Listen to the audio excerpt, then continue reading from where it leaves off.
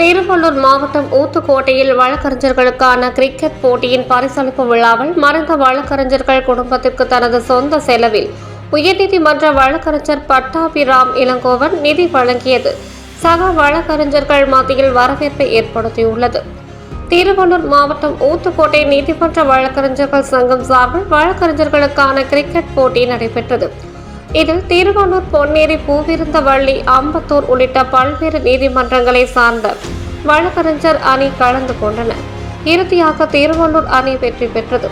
இதனிடையே போட்டியின் போது ஊத்துக்கோட்டை நீதிமன்றத்தில் பணியாற்றி மறைந்த வழக்கறிஞர்கள் குடும்பத்திற்கு உயர்நீதிமன்ற வழக்கறிஞர் பட்டாபிராம் இளங்கோவன் அவரது சொந்த செலவில் மறைந்த 4 வழக்கறிஞர்கள் குடும்பத்திற்கு தலா 25,000 என 1 லட்சம் நிதி உதவி வழங்கினார். இது சக வழக்கறிஞர் மத்தியில் வரவேற்பை பெற்றுள்ளது. சான்றோர் குரல் செய்திகளுக்காக செய்தியாளர் ஆகாஷ் பச்சையப்பனுடன் செய்தி வாசிப்பாளர் வித்யா.